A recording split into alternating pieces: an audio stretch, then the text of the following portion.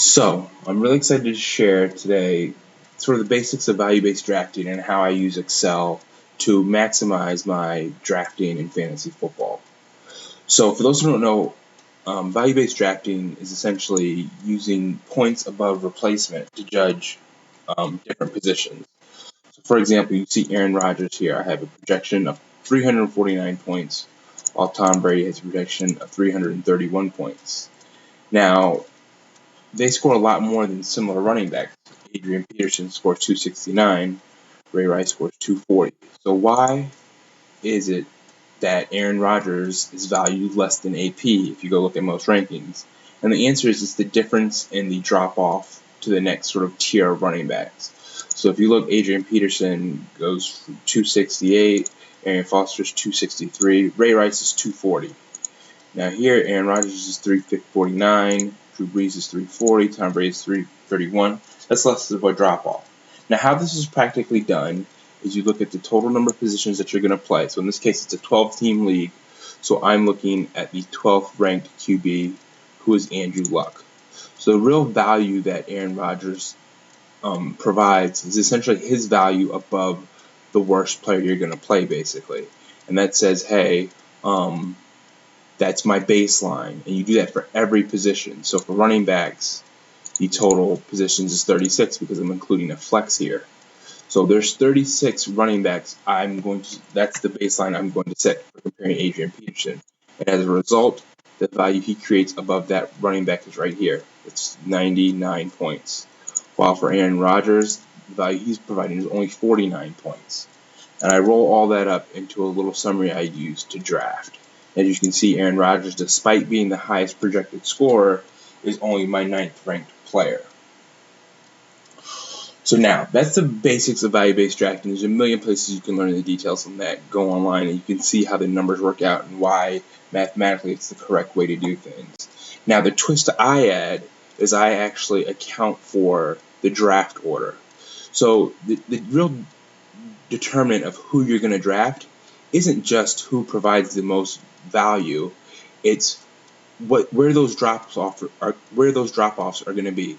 So Adrian Peterson has a drop-off of 50, where Aaron Rodgers has a drop-off of 10 to Drew Brees, right? So depending on the order people are going to be drafting, you need to know where you need to step in and grab someone before the tier of running backs fall off. So for example, the tier of running backs drops off very quickly. You can see Adrian Peterson, Arian Foster, they're all 70, 90, 60, 60. And then by the time you get to the bottom, which is the 20th ranked player I have on here, see, really, that's only 28 points. That's a huge difference, 70 points. Whereas Tom Brady, the difference between him and Aaron Rodgers is only 20 points. So, but if you went all the way, so I'm going to filter this so you can just see the QBs. No, we don't want to see them. We don't want to see wide receivers. So you just see the QBs. You can go pretty far. I mean, you can get all the way to Peyton Manning, and you're still not going to have the same drop-off you have with just the first round of running backs. So it's a pretty important thing to know what the draft order is going to be, or at least be able to predict when those run of players are going to come. Because if you don't anticipate that, you could be drafting the best option, which is a quarterback, the best option, which is a tight end, when in reality, by the time you get to go pick a running back, you're all the way down to the 30th running back. And the drop-off there has been more significant than it is going from tight end 1 to tight end 2 or QB1 to QB3. So it's really important that you factor in who you think is going to be taken and when in order to draft correctly. And that's what this does. I essentially have a calculator here that says, hey, I expect these number of each position to be taken over the round, and it's based on your draft position. And then given that, it says the biggest drop-off is going to be in odd rounds is going to be running backs, and even rounds is going to be wide receivers.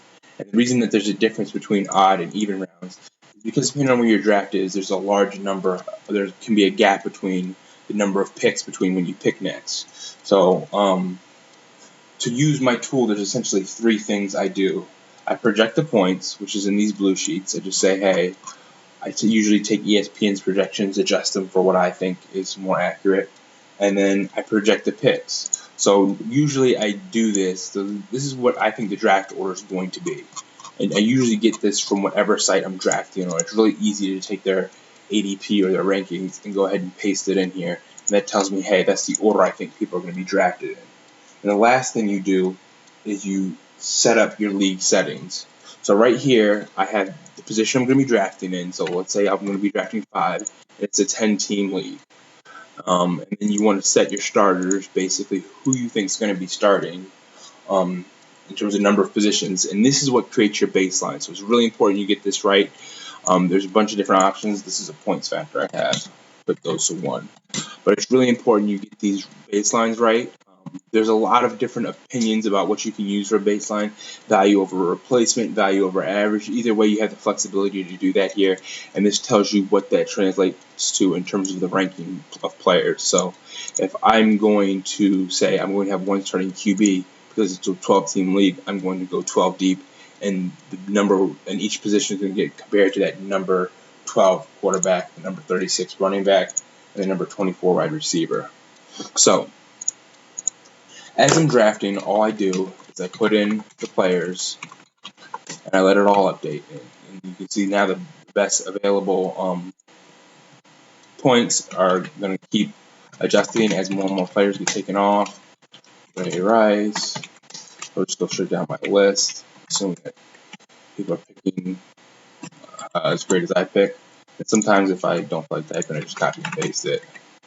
And then Jamal Charles, you got to be careful, make sure you spell the name right. Okay, so actually it's my pick. So I'm on 5. So that's the easy one. It's going to be Jamal Charles. So let's go to one that's a little more difficult. Let's say I'm pick 7. Okay, so we'll take Jamal Charles.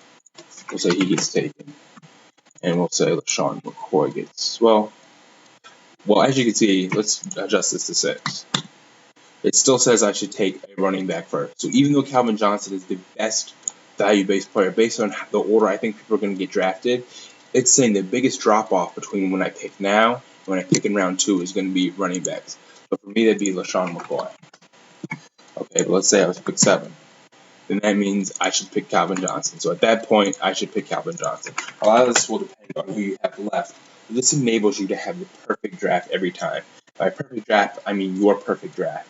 If you have anticipations and beliefs about players, this allows you to make those picks in an unbiased way and avoid reaching for players and avoid making any bad picks because you've set your expectations up front. And this is just telling you, hey, based on what you think, this is the decision you should make. And you can never have a bad draft doing that. So that's why I love this tool, and I use it all the time. I've been using it for 2 years with a lot of success. So love to hear your feedback. Thanks.